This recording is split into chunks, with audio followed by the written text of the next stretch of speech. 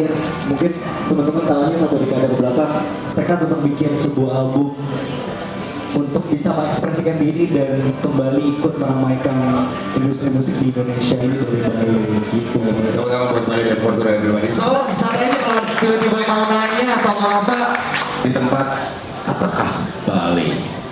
Bale itu sebenarnya simpelnya sih, Bale adalah Iqbal Ramadan di musik, teman-teman bisa film ataupun bintang iklan gitu bahasanya ya. Tapi ketika ingin kembali berniat untuk bermusik gitu, rasanya ada keinginan untuk benar-benar bisa jujur menjadi diri sendiri, jujur tanpa ada ekspektasi atau terlalu banyak dialog gitu mungkin ya dengan orang-orang, bahwa ya gue pengen bersenang-senang, gue pengen jujur mengekspresi diri, bercerita lewat album.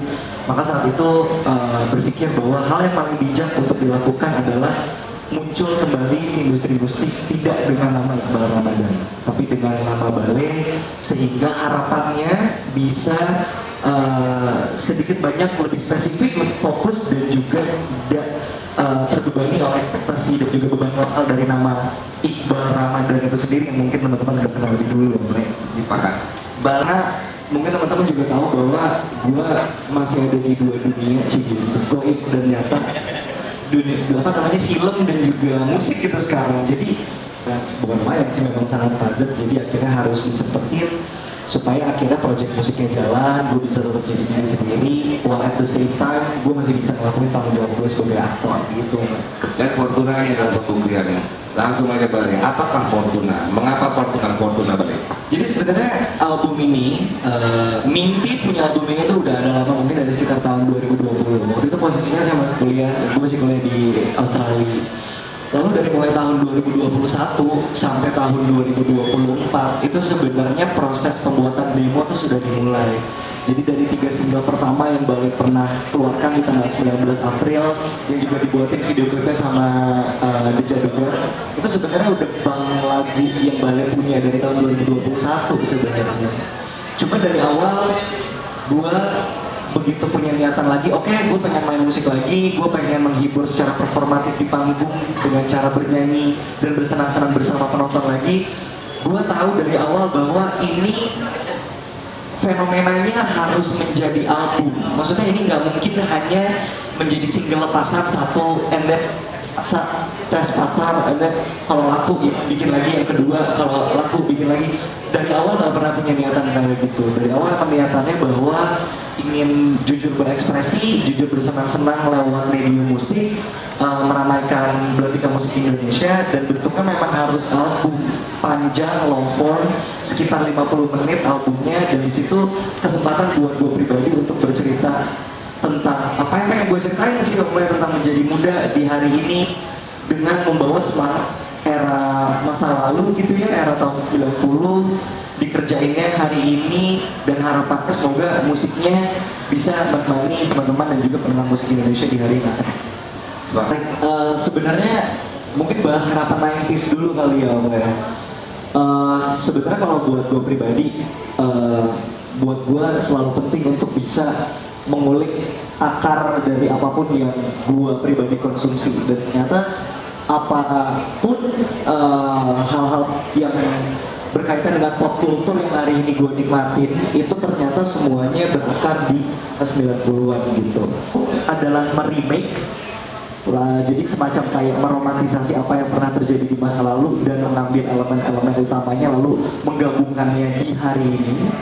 Lalu konsep yang kedua adalah as if atau seakan-akan, yang dimana memang semuanya dilakukan seperti di tahun yaitu 95 sampai 2005 itu seperti albumnya Bale. Nah, waktu itu kami di Bale, saya lebih tertarik dengan konsep yang nomor 2 yang seakan-akan. Jadi ya dari itu tadi, mulai teknik rekaman, kamera yang digunakan, treatment lighting yang digunakan, sampai ke make up, sampai ke baju, sampai ke sebenarnya saya mau ngomong ke cara berpromosi juga, tapi hari ini udah ada sosial media, jadi saya mau nggak mau harus punya Instagram ballet. Tadi kan kayak pengen kayak nggak mau so idealis gitu loh, mulai kayak nggak maunya zin, gue maunya yang cuma ternyata iya, fisiknya akhirnya tetap dilakukan. Maksudnya ballet juga di sini tetap mendukung campaign untuk punya rilisan fisik dalam bentuk CD, kaset, vinyl, zin, poster, dan apapun itu bentuknya yang tangible dan bisa dipegang. Dan di saat yang bersamaan juga tetap berusaha untuk beradaptasi dengan apa yang terjadi di hari ini seperti sosial media, keviralan duniawi ini, strips dan lain-lain seperti itu. Balas idealismenya Iqbal ini bisa tertuang dalam bentuk musik dan juga album dengan cara yang paling jujur dan yang terbaik yang bisa dilakukan. Setelah itu sudah siap sekali dengan segala konsekuensi, dengan segala masukan, saran, kritikan yang akan diberikan gitu. Bahwa gue sadar betul bahwa ballet itu tidak mungkin tercipta tanpa adanya kritikan, saran, dan masukan dari siapapun yang ingin memberikan itu. Dan buat gue pribadi, justru itu yang bikin gue makin yakin bahwa tujuan bermusik buat gue itu bahwa satu, jujur berekspresi, yang kedua itu bukan jadi yang terbaik bahwa lebih baik itu ternyata lebih baik daripada menjadi yang terbaik. So, amin. Berprogres, belajar lagi di masa yang akan datang, menerima masukan. Ketika ada yang nggak suka, wah gila ballet burung banget, gue terima banget masukannya. Tapi ketika ada yang datang lalu memuji bahwa terima kasih sudah membuat hal yang seperti ini, gue cuma minta untuk dituntut supaya bisa dibantu untuk bikin yang lebih baik lagi gitu. Terima kasih, tepuk tangan buat Iqbal Manarke Ballet di album Fortuna kali ini. Ballet. Ini dan segala macam kondisi apa yang terjadi dan cari-cari ke teman-teman.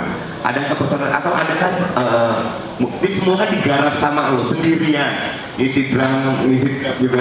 Ini ada dibantuin. Ada sesi player juga. Teman ada dari Barista, dari Niji. Ada Randy juga ya, itu bantu main drum. Dan itu ada beberapa rekan orang-orang terdekat, bukan hanya musisi-musisi yang mungkin akhirnya bisa menjadi kolaborator. Ada Kavin Sultan juga di situ dari Nica Seiro. Ada di bandnya sendiri ada Rio Alif di situ, ada Ray Tobing, ada Galih dan juga ada Joshua di situ. Jadi emang isinya teman-teman terdekat bikin sesuatu yang jujur aja sih om pengen happy sih. Menyebut mereka sebagai band pendukung. Mengatasnamakan ballet. Balletnya ada 10 project musik, satu paket nih kan berarti di atas panggung. Iya, jadi ballet itu adalah saya, ballet itu adalah kita, ballet itu adalah kami, ballet adalah siapapun yang ingin menjadi ballet sih sebenarnya.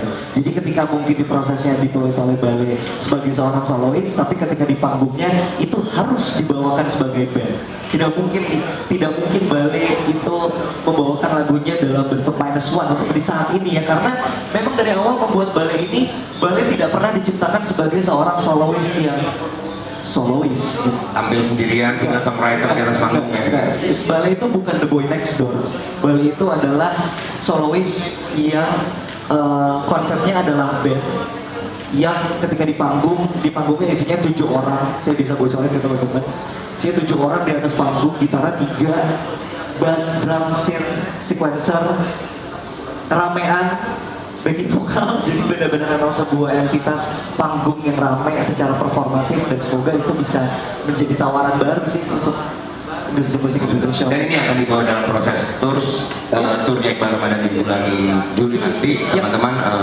Nanti kita bahas sama ada bos teater juga yang membantu tim. So di sesi pertama ini nampaknya pertanyaan sudah habis.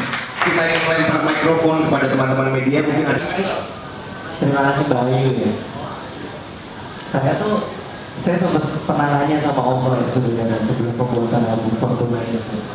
Sebenarnya orang tuh kalau bikin musik itu tuh buat diri sendiri atau buat orang lain sebenarnya. Menurut Om Roy jawabannya nggak ada, tergantung aja. Kita pengen bikinnya memang karena ingin mengekspresikan diri atau bikin musik yang memang untuk menjadi viral, dinyanyikan, dapat jutaan streams, atau mungkin jadi sound orang masak seblak atau apapun itu gitu kan dengan menggunakan si lagu tersebut gitu. Buat saya sih nggak ada yang salah, nggak ada yang benar. Cuma kalau buat saya pribadi, paling enggak di album satu ini Bayu, saya hanya ingin mengeluarkan apa yang sudah lama ingin saya keluarkan tanpa terlalu memikirkan hal ini akan diterima atau enggak. Yang penting kalau buat saya benar-benar jujur, saya memberikan yang terbaik yang saya bisa di hari ini sebagai remaja usia 24 tahun, menginterpretasikan era yang bahkan saya belum lahir. Orang tua saya kayak juga belum ketemu gitu. Tapi saya suka sekali dengan era tersebut dan saya sangat menghargai era tersebut karena hari ini bisa ada di sini, semua yang saya konsumsi ternyata lahirnya ada di era tersebut. Saya hanya berusaha melahirkan si karya Fortuna itu dan bisa bebas mengekspresikan diri saya apa adanya. Jadi tidak terlalu memikirkan keviralan atau apakah ini akan diterima. Karena dari awal bikin demonya, dari awal bikin musiknya gitu ya, udah tahu kayak wah ini sih maksudnya bukan sebuah tipe-tipe lagu yang mungkin hari ini marak terdengar gitu ya. Tapi mungkin pernah terdengar di tahun 90-an tengah sampai 2000-an tengah gitu, bahwa mungkin buat teman-teman yang memang hidup di zaman itu ya seperti kembali ke zaman. Tapi kalau buat saya sih, saya hanya ingin berkarya jujur. Terima kasih teman-teman media yang udah mau datang dan mau menerima itu, teman-teman di luar sana yang mau mendengarkan itu, buat saya beneran lebih dari cukup. Saya nggak pernah kebayang tadinya hari ini ada press conference. Saya hari ini nggak pernah kebayang hari ini akan ada perhelatan kayak gini, itu sama sekali gak ada. Saya hanya ingin berkarya, saya hanya ingin bikin musik, saya hanya ingin mengeluarkan apa yang saya keluarkan menjadi diri saya. Dan ketika dapat respon yang kayak gini, ini buat saya udah lebih dari cukup baik. Terima kasih. Baik, terima kasih. Terima kasih Grace, pertanyaannya selanjutnya. Oke, pertanyaan pertama, kenapa berani bikin video klip kayak gitu? Kenapa berani? Jadi dari awal tuh emang mungkin menjawabnya langsung yang nomor 2 juga. Kenapa langsung dibikin 3, Grace? Karena dari awal Balai kan langsung ngeluarinnya maxi singles, ngeluarinnya langsung 3 lagu, bukan 1 lagu dipirit. Dari awal bahwa ketika 3 lagu itu jadi dan proses album juga masih digarap bersama lagu-lagu yang lain, rasanya waktu itu kami dari tim berpikir dan merasa bahwa 3 lagu ini adalah yang paling cocok untuk dalam tanda kutip menjadi trailer dari si album Fortuna ini. Kira-kira energinya akan seperti apa, bunyinya akan seperti apa, rasanya akan seperti apa.